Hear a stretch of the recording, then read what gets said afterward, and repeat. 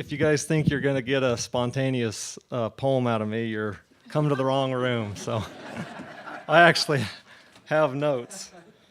I'm a little bit like a border collie. I see a squirrel, which it could be a picture or one of you, and I'm off on that. And so I have to try to keep myself grounded if we're going to keep this somewhat professional today. So I was trying to think of something witty to say, and I couldn't think of anything. So I'm just going to start by saying it's an honor to come and speak in front of you. I thought it was going to be really easy at about 9:15. There was about 6 of us in this room, and I thought that is my speed. I'm in with that deal. So, but it really is, and I hope that just what I have to add here just adds to the conversation and adds to the story. And I really appreciate Carol bringing that up, because as I was driving down here this morning, the landscape that I even drove through in a snowstorm, it's just a great story, and it does tell so much. And I've only been at the Winecup for 6 years, John, but clarifying that for you.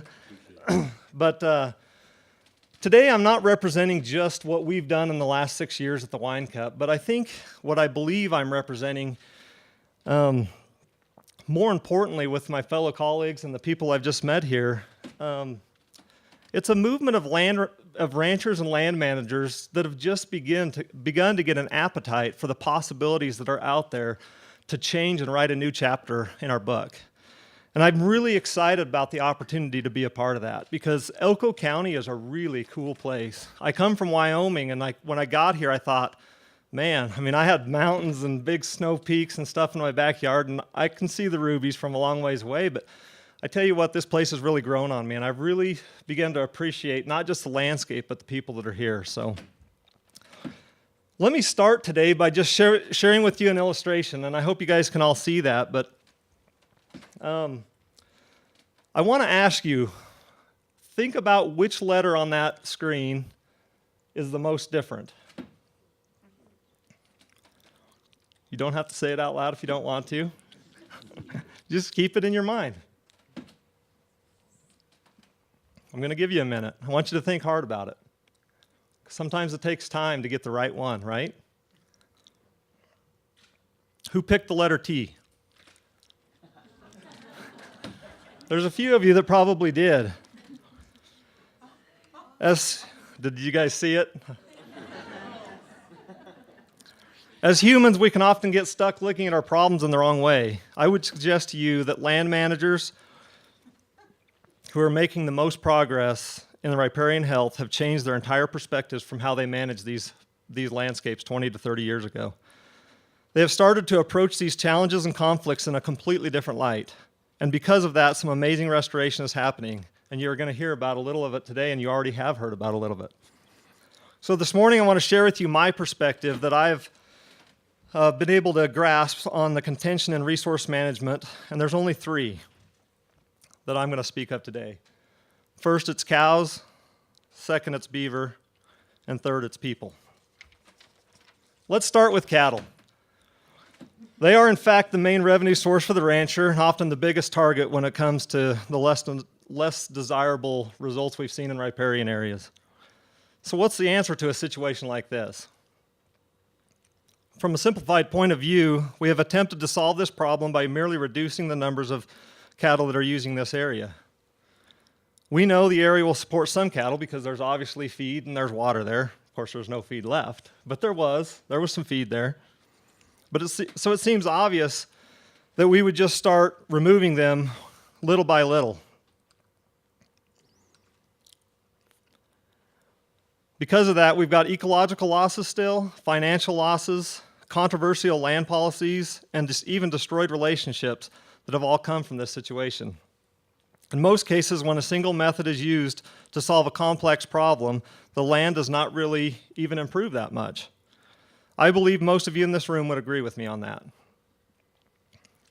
So it was Ralph Waldo Emerson that once said, "As to the methods, there may be a million and then some, but principles there are few. The man who grasps the principles can successfully select his own methods."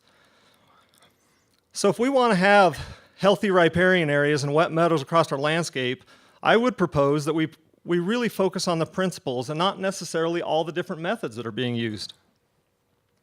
We know that plants are meant to be grazed. That's a major principle. I mean, that's kind of the whole point of ruminants and things that graze across our landscape. So we know plants are meant to be grazed. We also know that plants grazed too often they will deplete all of their energy reserves and be damaged. And that oftentimes they'll even die. In addition, we know that the process of photosynthesis rebuilds the energy reserves for the plant during the growing season. That's a major principle. So to complement these principles, I just want to share with you a few things that we've done, a few methods that we're using at the Winecup Gamble Ranch to actually help and deal with riparian habitat. A major one is that we've increased the herd effect on the ranch itself. This herd effect has multiple benefits for the land and equally as many benefits for our logistics and our efficiencies. When I first arrived at the ranch, there were multiple herds of cattle scattered. They were there for all seasons, from first turnout in the spring, and they were there completely through the duration till the snow flew. It took a few years to get some infrastructure in place and to get and more importantly, get some diligent employees that we could trust and that were on board with this method. But 3 years ago, we moved to consolidate our entire operation into only 3 herds. That may seem like a lot, but these cattle actually move across 1 million acres in a migration. I just want to show you this slide as an example of how we kind of track this. Because I'm a visual person and I need these kind of tools to actually help me see, because we build spreadsheets and we build our grazing plan and we turn that into the BLM, but I wanted to be able to sit down with my staff and actually look and see what was actually happening on the ground. And so with the help of some people smarter than me, we built this. Sometimes we spend days and even weeks formulating what we think is the best grazing plan because we want to make sure we take into account wildlife habitat. We want to make sure we take into account hot season use in certain riparians that may have been affected even recently with some hot season use. We also need to know the logistical operation of our cattle movements. Where are we going to brand? Where are the cattle going to be when we wean? And then we need to make sure we create some efficiency so that we're trying to move more in a migration pattern, not jumping around all over the place, because if you're operating a ranch that's 58 miles from one side to the other, you can't go from one side to the other very easily. So you need to make that flow really just like a migration. So as I flip through this, you'll see that was April, this is May, this is June. And what I really want you to pay attention to is not just where the cattle are on that, or the concentration of cattle, because the concentration and the dots don't necessarily reflect that that's how tight the cattle are. It's just a visual tool. But I want you to think about and look at where the cattle are not, because that's equally as important, if not more important. So there's July, there's August, September, October, and then you can see by October we've actually reduced the herds to 2 herds instead of 3 herds. And of course in November, we're still down to 2 herds. The very nature of concentrating these herds moves us towards a more even distribution and better utilization of the feed resource within each pasture. This increased efficiency, in turn, has allowed us to defer grazing on many of our pastures for up to 14 to 16 months, sometimes even longer. Our plans are not perfect, and we still would like to see more concentration in some areas and even longer recovery periods in others. But it's our hope that as we continue to improve our management that we will accomplish those. There's certainly lots of tools out there. Herding, protein supplement, a lot of things to be able to get the impact that we're looking for. So where we once saw most of our end of season riparian areas look like this, in most of the pastures because they had cattle in them almost all year, we are now seeing these riparians look like this at the end of the season. A whole lot more of them. Not that every one of them looks like this, but a lot of them where cattle haven't been do look like this. Another method of riparian management that we were able to implement with the concentration of these herds was dormant season grazing. And Carol alluded to this. It's getting out of that hot season use in some of these places. I call it dormant season because for us, it can even be wintertime, but springtime before the plants start to grow, or fall time after they've quit growing. So during the summer, cattle tend to loiter in these cooler shaded areas like this. So by keeping our livestock out on the range during this time of year and using these areas during the dormant season and keeping our cattle even out on the range during this time of year, we are seeing multiple benefits. First, these cattle, they don't hang around the riparian areas at all. They want to be out there on the hillsides. They want that finer grass that's out there. Secondly, the riparian vegetation is maintaining a higher capacity for photosynthesis during the growing season because all of those leaves are there on those plants, and they're growing and they're storing energy reserves. And lastly, we are seeing increased woody vegetation coming back along our stream banks. We're seeing tons of willows that are coming back.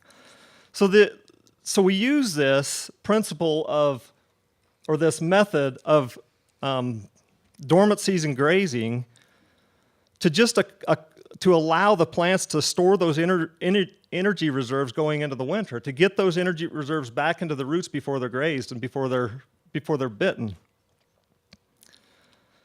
This scene, I'm going to change gears here a little bit, but this scene can cause our blood pressure to rise because it's often an obstacle to our efforts to create livestock feed downstream. Beavers are notorious for building dams and keeping water held back when we think we need to be irrigating. So what have we done? We've eliminated them, right?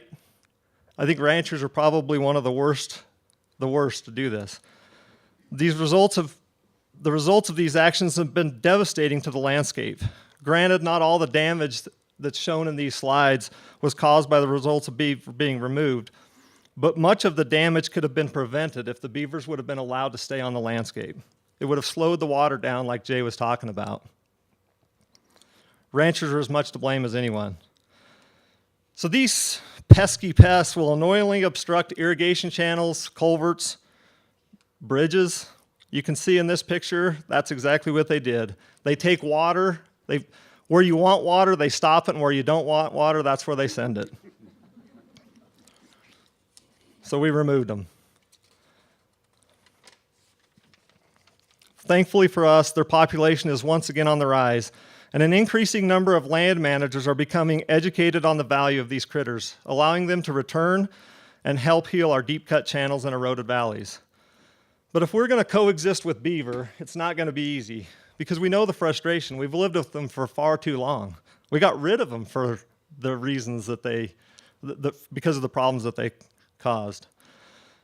But John Griggs introduced me to Catherine Wild from Seventh Generation Institute about a year ago. It was at that time that I started to educate myself on the methods to lessen the friction between what the beaver want and what I want. And what I've quickly learned is we really want the same thing. It's just often in different places. So what are we going to do? We actually had a workshop, had Catherine come out this fall, and we learned about beaver deceivers, is what they call these tools and these contraptions that you can actually stick in the waterways.